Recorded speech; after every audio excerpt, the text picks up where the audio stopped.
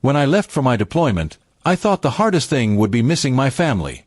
My wife, Sarah, and I had been married for 5 years, and though we had our ups and downs, I believed our love was strong enough to endure the distance. I never thought betrayal would creep in from the two people I trusted most, my own mother and my brother.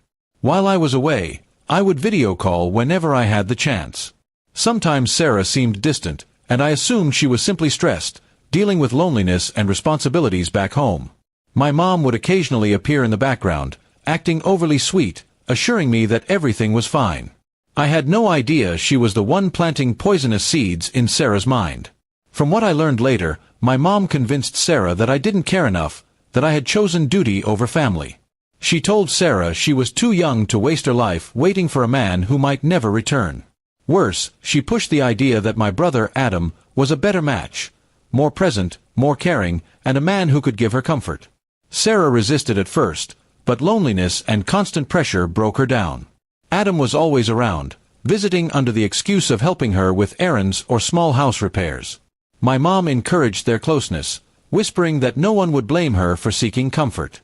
By the time I returned home, their betrayal was already well hidden behind guilty smiles. When I walked through the door, I expected a warm embrace, maybe even tears of joy. Instead, I noticed an awkward silence. Sarah's hugs felt forced, and Adam avoided my eyes. Even my mom looked at me with a strange mixture of guilt and defiance. Something in my gut told me the home I left was no longer mine. At night, Sarah pretended to be tired, avoiding intimacy. I brushed it off, telling myself she needed time to readjust. But small details started piling up, secretive phone calls, hushed conversations with my mom, and Adam showing up more often than before. My instincts screamed that something was wrong. One evening, I confronted Sarah gently, asking if something had changed between us. She snapped defensively, accusing me of paranoia. That was the moment I realized she wasn't just hiding something, she was protecting a lie. The truth became undeniable when I caught them. I came home early from a meeting to find Sarah and Adam sitting too close on the couch, whispering.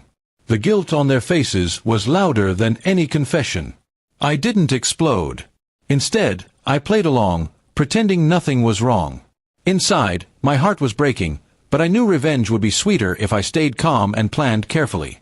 Over the next few weeks, I gathered evidence, messages, call logs, and even a recorded conversation between my mom and Sarah discussing how Adam was better for her. When I had everything, I set my plan in motion.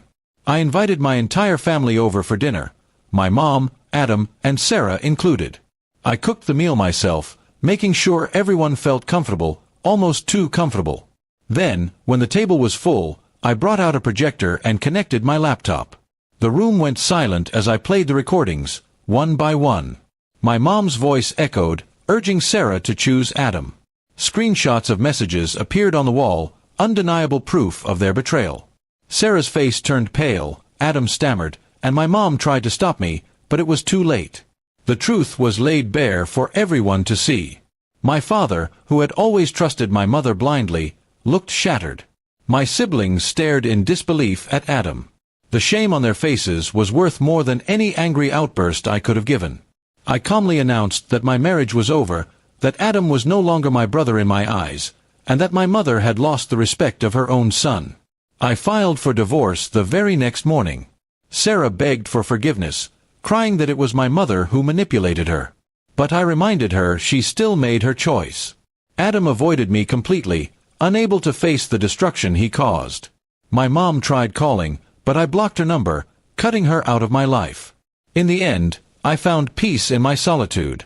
I built myself back up, knowing that I didn't lose a wife or a brother.